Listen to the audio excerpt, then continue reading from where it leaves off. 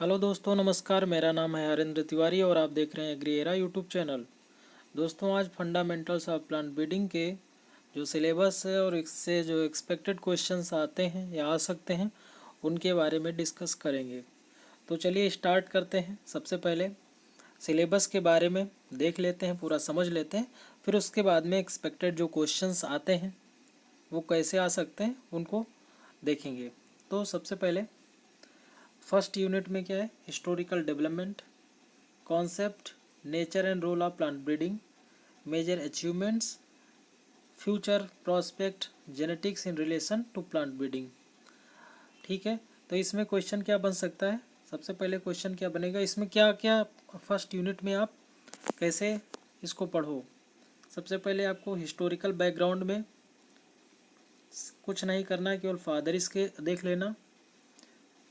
कौन सी डेट को इसका ओरिजिन हुआ है, मतलब कितने टाइम में, फर्स्ट क्रॉप कौन सी थी, किसके बीच में क्रॉस हुआ था, ठीक है, वो देख लेना। और कौन सी क्रॉप थी, दो थी, एक स्वीट विलियम था, ठीक है। तो जो हो वो अपना देख लेना। डेफिनीशन, ऑब्वियसली इसको तो रटना ही पड़ेगा। ऑब्जेक्टिव कौन से हैं प्लांट ब्रीडिंग के, वो लिख लेना, अच्छे से तैयार कर लेना।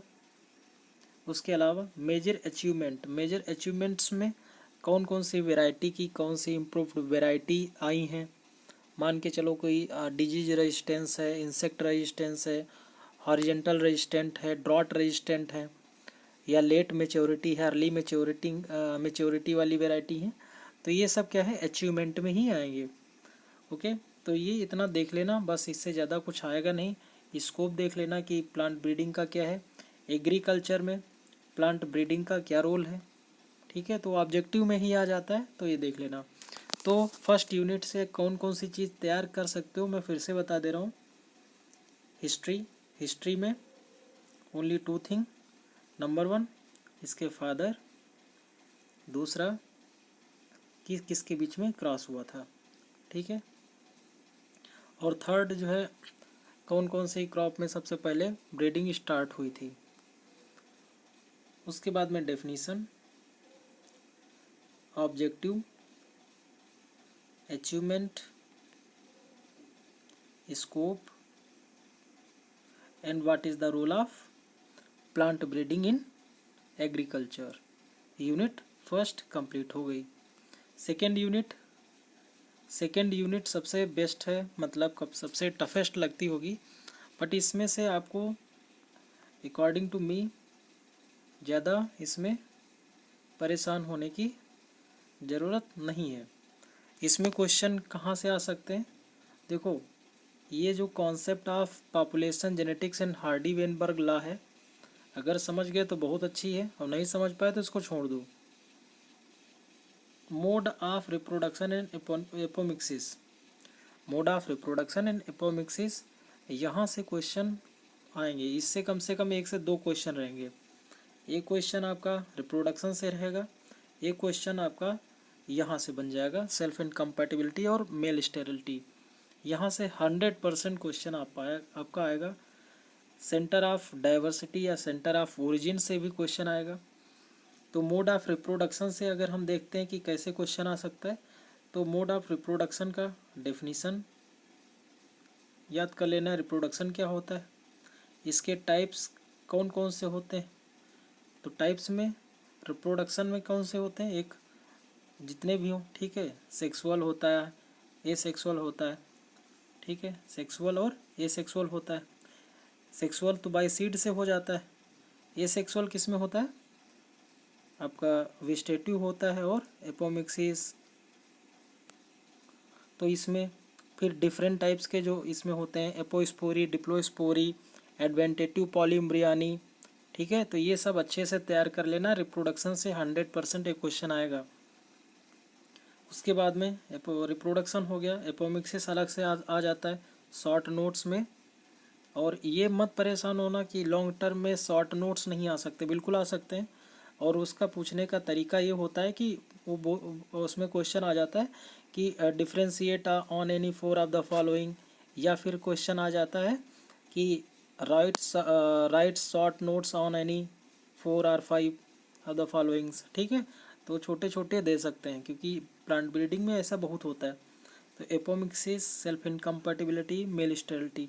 मेल स्टेरिलिटी क्या होती है? एक होती है जेनिक मेल स्टेरिलिटी, एक होती है कौन सी होती है? CGMS होती है साइटोप्लाज्मिक, एक होती है cytoplasmic genic male sterility. GMS, CMS and CGMS, ये देख लेना, तैयार कर लेना। उसके बाद में डोमेस्टिकेशन। डोमेस्टिकेशन तो बाहर से लाते हैं, ठीक है, तो शॉर्ट नोट्स में आ सकता है। एक्लीमेटाइजेशन मतलब कि एक इन्वायरमेंट से दूसरे इन्वायरमेंट में जब भेजते हैं। Introduction, centre of origin, primary कौन सा है, सेकेंडरी कौन सा है। फिर उसके बाद में वेरिएशन। वेरिएशन से भी एक क्वेश्चन आ सकता है और ये तो रिसर्च में बहुत काम करता है। वेरिएशन, जेनेटिक वेरिएबिलिटी जिसको कहते हैं, हेरिटेबिलिटी है, जेनेटिक एडवांसमेंट है, इतना आपको देखना है। फिर उसके बाद में आ जाता है पॉलिनेशन। यस, पॉलिनेशन से क्वेश्चन एक आएगा, ठीक है।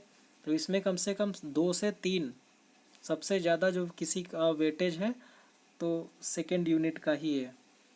तो इसमें पॉलिनेशन में सेल्फ पॉलिनेटेड क्रॉप कौन सी हैं, क्रॉस पॉलिनेटेड क्रॉप कौन सी हैं, और ऑफन क्रॉस पॉलिनेटेड क्रॉप कौन सी हैं।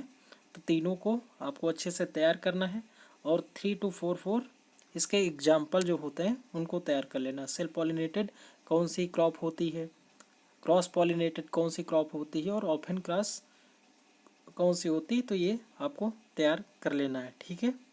इसके अलावा अगर आपको किसी चीज़ का फिगर बनाना है तो बना सकते हो, अगर आपके पास टाइम है, अलाउ करता है टाइम, तो आप जो है इसको बना सकते हो। तो इससे क्या होता है कि एक अलग से इफेक्ट पड़ता है और आपको अच्छे नंबर मिलने के चांसेस बढ़ जाते हैं, ठीक है। तो ये आपका मिलता है, तो इससे कम से कम कितने हैं, ये सब मिल जाते हैं। तो पहला क्वेश्चन यूनिट, उसके बाद में yes, mass and pure line selection. Difference आ जाता है कि प्योर जो सेल्फ पॉलिनेटेड कौन कौन से मेथड है, ठीक है। तो इसमें आ जाता है, तो इसमें आप बता सकते हो मास सिलेक्शन है, प्योर लाइन है, हाइब्रिडाइजेशन है, ठीक है। जो भी हो आपके प्योर लाइन सेल्फ पॉलिनेटेड के, वो आपको एक तरफ याद कर लीजिएगा कि सेल्फ पॉलिनेटेड जो क्रॉप होती है उनके लिए कौन सा ब्रीडिंग मेथड यूज़ करते हैं, और क्रॉस पॉलिनेटेड क्रॉप के लिए कुछ तो कॉमन मिल जाएंगे, ठीक है। जैसे इसका मास है, इसमें भी मास लग जाता है, ठीक है। इसमें प्योर लाइन है, ठीक है, प्योर लाइन इसमें नहीं रहता है। सिंथेटिक होता है, कंपोजिट होता है, हाइब्रिड इसमें भी होता है, इसमें भी होता है, ठीक है। बैक क्रॉस होता है, बल्क मेथड होता है। तो जितने होते हैं अलग से लाइन वो कर लो और उसका बहुत छोटा सा एक एक पॉइंट याद कर लो कि कैसे क्या होता है, ठीक है। पेडिग्री मेथड क्या होता है। तो बस इतना इसमें आएगा। एक बार मैं फिर से यूनिट 2 बता दे रहा हूँ कि कौन कौन सी चीज़ आएगी। सबसे पहले आ सकती है, मतलब है कि नहीं है, आ सकती है, चांसेस है। रिप्रोडक्शन, रिप्रोडक्शन अच्छे से कवर कर लीजिएगा कि सेक्सुअल क्या होता है, सेक्सुअल क्या होता है, उसके टाइप्स कितने हैं। एपोमिक्सिस क्या होता है, ठीक है। एपोमिक्सिस में डिप्लोस्पोरिया, ये सब जो जितने मैंने बताए हैं वो सब। सेल्फ इनकम्पैटिबिलिटी, ठीक है, वो क्या है, when the plants unable to fertilise self, incompatibility हो जाता है। मेल स्टेरिलिटी हो जाता है, CMS, GMS और CGMS। फिर इसके अलावा क्या होता है, जेनेटिक कॉन्सिक्वेंसेस, वही कि कौन कौन से इसके इफ़ेक्ट पड़ते हैं, उसी को कॉन्सिक्वेंस कहते हैं। डोमेस्टिकेशन, एक्लीमेटाइजेशन, इंट्रोडक्शन बहुत सिंपल है, एक एक लाइन की तो डेफिनीशन है। सेंटर ऑफ डाइवर्सिटी, प्राइमरी क्या होता है, सेकेंडरी क्या होता है।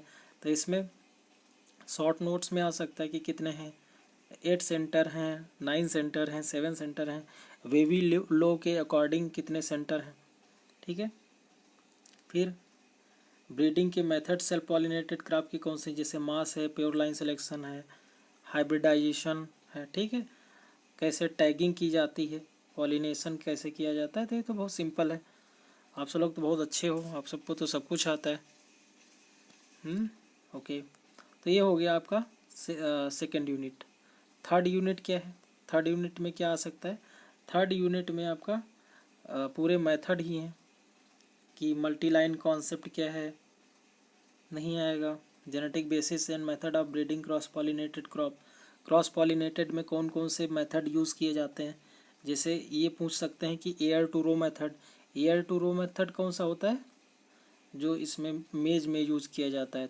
तो ये इनडायरेक्टली क्वेश्चन आ सकता है कि मेज में ऐसा कौन सा मेथड है जो स्पेशली यूज़ किया जा सकता है, तो वो एयर टू रो मेथड है। फिर modified ear to row method है, उसको थोड़ा मॉडिफाइड कर दिया गया।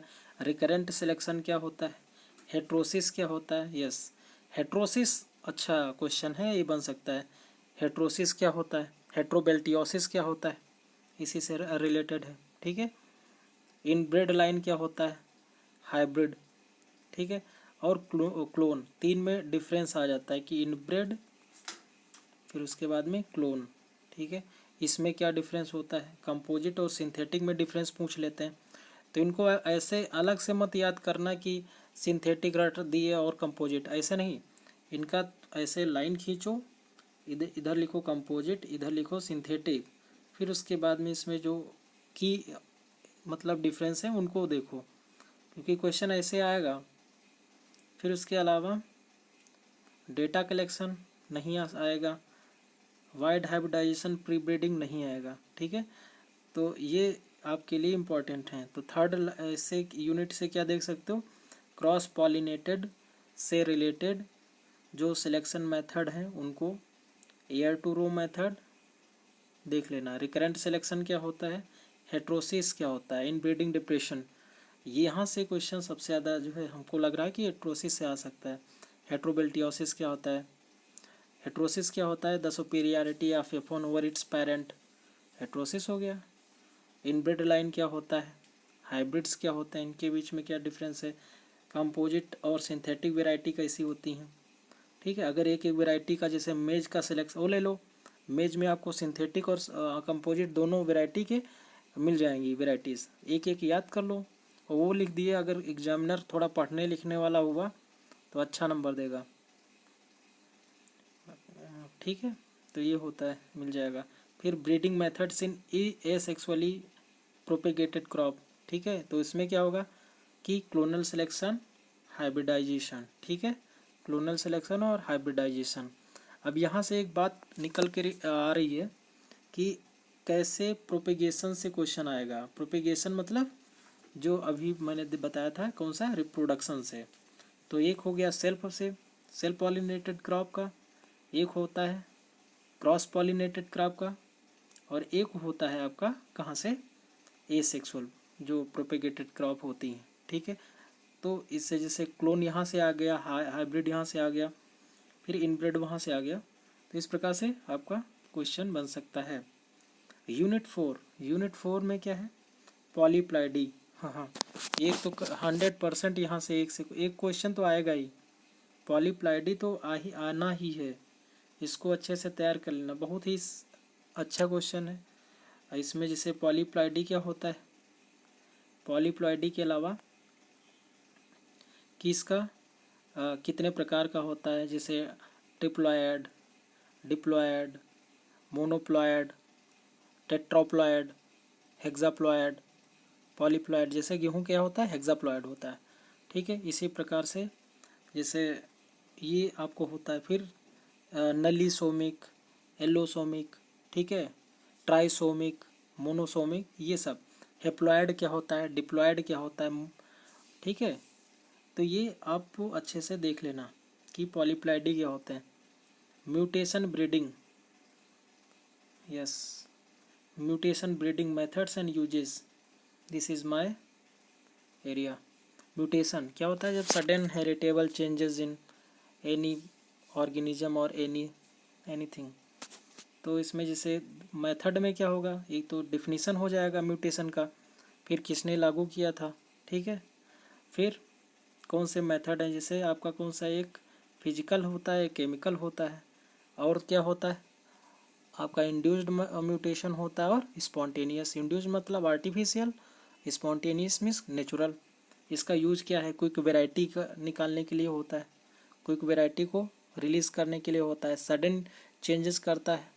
ठीक है, तो शॉर्ट पीरियड ऑफ टाइम में किसी पर भी इफेक्ट कर सकता है। मोस्टली जो ऑर्नामेंटल वेराइटीज़ हैं म्यूटेशन से ही निकलती हैं। सो बहुत सारे इसके हैं रोल। फिर breeding important, biotic antibiotic stress, इससे बहुत सारी आपने देखा होगा कि ज़्यादा वाटर को चाहने वाली और कम वाटर को चाहने वाली, कोई एल्केलाइन सॉइल पर ज़्यादा ग्रो कर सकती है अच्छे से, कोई ड्रॉट रेजिस्टेंट होती, कोई नहीं।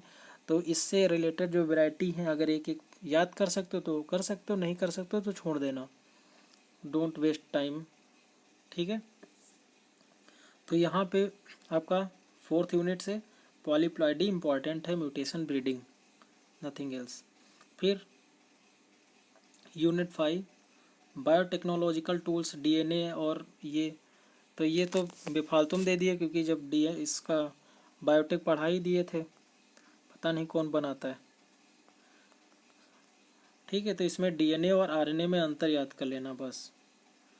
डीएनए एंड आरएनए में अंतर मतलब डिफरेंस याद कर लेना।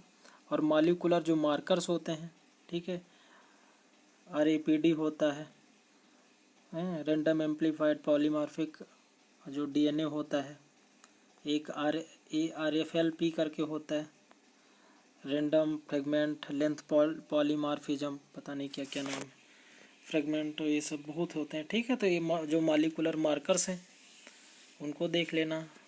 ठीक है, तो ये इस प्रकार से आपका ये क्वेश्चन आ सकते हैं। अब देख सकते हैं कि प्रैक्टिकल में कुछ आ सकता है कि नहीं आ सकता है। यस, बिल्कुल आ सकता है। प्रैक्टिकल से क्वेश्चन कौन से आ सकते हैं, जर्म प्लाज्म आ सकता है। ठीक है, फ्लोरल स्ट्रक्चर आप अच्छे से देख लेना अपना, इमेस्कुलेशन हाइब्रिडाइजेशन टेक्निक्स आ सकती हैं। फिर इसके अलावा मेल स्टेरिलिटी जो पहले उसमें भी था आ सकता है। आरबीडी अगर आपको पता है तो ठीक है, नहीं तो कोई बात नहीं, छोड़ दीजिएगा। इतनी चीज़ें आपकी आ सकती हैं। फिर इसके अलावा कुछ इम्पॉर्टेंट क्वेश्चन हैं कि कौन कौन से क्वेश्चन मतलब आ सकते हैं। ठीक है, तो एक जो है शॉर्ट नोट्स के रूप में मैं बता दे रहा हूँ कि ये क्वेश्चन आप तैयार कर लेना। और लॉन्ग टर्म में सबसे पहला क्वेश्चन यूनिट जो फर्स्ट है, यूनिट फर्स्ट से क्वेश्चन क्या आ सकता है कि इस प्रकार से आता है कि define plant breeding, describe its importance in agriculture, पादप प्रजनन की परिभाषा और उसका कृषि में क्या महत्व है, साथ में इसके क्या ऑब्जेक्टिव हैं। ठीक है, क्या रोल है एग्रीकल्चर में, तो ये देख लेना। ठीक है, बस यही आपका सबसे ज़्यादा इम्पोर्टेंट है और इसके अलावा कुछ नहीं है। फिर रिप्रोडक्शन में आपका स्पोरोजेनेसिस भी आ सकता है। ठीक है, स्पोरोजेनेसिस मत भूलना। एक होता है मेगा स्पोरोजेनेसिस, मेगा स्पोर, एक होता है माइक्रो। ठीक है, तो मेगा स्पोरोजेनेसिस और माइक्रो स्पोरोजेनेसिस ये देख लेना। ठीक है, जैसे ये तो आप सब लोग पढ़ चुके होंगे, तो ये देख लेना। ठीक है, फिर फर्टिलाइजेशन नहीं आएगा, एपोमिक्सिस आएगा। एपोमिक्सिस क्या होता है, तो एपोमिक्सिस में क्वेश्चन किस प्रकार से बन सकता है कि define apomixis and describe different apomictic mechanism found in plant, मतलब असंग जनन को परिभाषित कीजिए तथा पौधों में पाए जाने वाले विभिन्न असंग जनन प्रक्रमों का वर्णन कीजिए। तो इसमें क्या करोगे कि डेफिनीशन जो ये होती है एपोमिक्सिस, और इससे इसके अलावा कौन कौन से इसके पार्ट होते हैं, ठीक है, वो अपना लिख लेना। एपोगेमी, ऑटोमिक्सिस और ये सब जो होते हैं, एडवेंटेटिव एम्ब्रियोनी, वेजिटेटिव एपोमिक्सिस जो भी हो, तो ये होता है poly embryony. Yes, poly embryony से क्वेश्चन आएगा। पार्थिनोकार्पी क्या होता है, ठीक है, पार्थिनोकार्पी ये अपना तैयार कर लेना। फिर इसके अलावा वेरिएशन, यस, वेरिएशन से आ सकता है क्वेश्चन। ठीक है, वेरिएशन क्या होता है, वेरिएशन बहुत अच्छा है जिसको वेरिएबिलिटी कहते हैं। ये इन्वायरमेंटल भी होती है, ठीक है, और जीन से भी होती है। ठीक है, जेनेटिक जिसको हेरिडिटरी कहते हैं, म्यूटेशन से भी होता है। तीन होते हैं, तीन प्रकार का। फिर इसके अलावा क्वेश्चन पॉलिनेशन, यस, पॉलिनेशन से क्वेश्चन आएगा। तो पॉलिनेशन के टाइप्स किस प्रकार से आ सकता है कि describe the mechanism of pollination control या what types pollination found in plants. तो सेल्फ पॉलिनेशन जिसको ऑटोगैमी कहते हैं और क्रॉस पॉलिनेशन जिसको क्या कहते हैं, एलोगैमी कहते हैं। तो इसमें हर्माफ्रोडाइट आ सकता है, क्या होता है, और क्या आ सकता है, होमोगैमी आ सकता है, हेप्लॉयड डिप्लॉयड जो भी हो, सेल्फ इनकम्पैटिबिलिटी क्या होता है, गेमिटोफिटिक क्या होती है, और स्पोरोफिटिक होता है। ठीक है। मेथड्स ऑफ प्लांट ब्रीडिंग, इससे क्वेश्चन बनेगा कि discuss the method of breeding relation to reproductive system. और इसमें क्या लिखोगे कि कौन कौन से ब्रीडिंग मेथड हैं। तो एक सेल्फ का, क्रॉस, सेल्फ का अलग से लिख लेना, क्रॉस का और वेजिटेटिव का। तो सेल्फ में बहुत सारे आ जाते हैं कि जैसे इंट्रोडक्शन हो गया, सिलेक्शन हो गया, मास सिलेक्शन हो गया, ठीक है, प्योर लाइन हो गया, हाइब्रिडाइजेशन, पेडिग्री, बल्क, मास पेडिग्री, मल्टीपल, बैक क्रॉस। और जो क्रॉस में तो इंट्रोडक्शन सिलेक्शन तो सेम ही रहेगा, मास सिलेक्शन है, इसमें प्रोजनी आ जाएगा, रिकरेंट आ जाएगा, हाइब्रिडाइजेशन, हाइब्रिड वेराइटी, सिंथेटिक, तो ये सब मिल जाएगा। फिर आपके अलावा, इसके अलावा वेजिटेटिव में तो introduction selection, clonal selection, hybridisation. ठीक है। इसके अलावा अलग से जो कुछ देखेंगे तो न्यू ब्रीडिंग टेक्निक्स में म्यूटेशन है, पॉलीप्लॉइडी है, एंड सो ऑन। ठीक है। तो ये आप देख लेना, रिप्रोडक्शन तो आना ही आना है। ठीक है। तो इसके अलावा जो है शॉर्ट में इंट्रोडक्शन वगैरह आ सकता है। ठीक है, इंट्रोडक्शन वगैरह आ सकता है। ठीक है। तो ये अपना अच्छे से तैयार कर लीजिएगा। जीन बैंक क्या होता है कि जहाँ पर ये इम्पोर्टेंट क्या होते हैं, जो मतलब कि इम्पोर्टेंट सोर्स, मतलब सीड जो होते हैं वो रखे जाते हैं, स्टोर किए जाते हैं, वही होते हैं। ठीक है। तो ये सब देख लेना, बहुत अच्छा, कोई इसमें ऐसा कुछ है ही नहीं कि जो आउट ऑफ सिलेबस हो या समझ ना सकते हो। और कुछ जो है इंस्टीट्यूट के नाम याद कर लेना जहाँ पर ये जीन बैंक वगैरह होते हैं। ठीक है, जैसे NBPGR है ने, ठीक है, सीड का होता है कौन सी वैरायटी, तो ये सब मिल जाएगा आपको कहीं कहीं। और मेथड ऑफ ब्रीडिंग देख लेना, इसका अगर लेआउट ज़रूर बना लेना। ठीक है। तो लेआउट से क्या होगा तो कि अच्छे नंबर पा जाओगे। ठीक है, लेआउट ज़रूर बनाना सीखो, सबका एक ही जैसा है, फर्स्ट ईयर सेकेंड ईयर। ठीक है। हेट्रोसिस देख लेना, इसका इम्पोर्टेंट रोल क्या है, ये अच्छे से कवर कर लीजिएगा। क्रॉस पॉलिनेटेड बहुत इम्पोर्टेंट है। तो इतनी चीज़ें आपके लिए अच्छी हैं। ठीक है। डिजीज रेजिस्टेंस क्या होता है, तो ये इतने आपका काम करेंगे। ठीक है। तो एक बार मैं फिर से बता दे रहा हूँ, प्लांट ब्रीडिंग, रिप्रोडक्शन, वेरिएशन, फिर उसके अलावा रिप्रोडक्शन में क्या क्या आएगा, फिर इसके सेल पॉलिनेशन के कौन कौन से मेथड हैं, क्रॉस के कितने हैं, और क्या कहते हैं सेक्सुअल के। फिर उसके बाद में इनकम्पैटिबिलिटी क्या होता है, सेल्फ स्टेरिलिटी क्या होता है, DNA RNA में अंतर बिल्कुल पता होना चाहिए।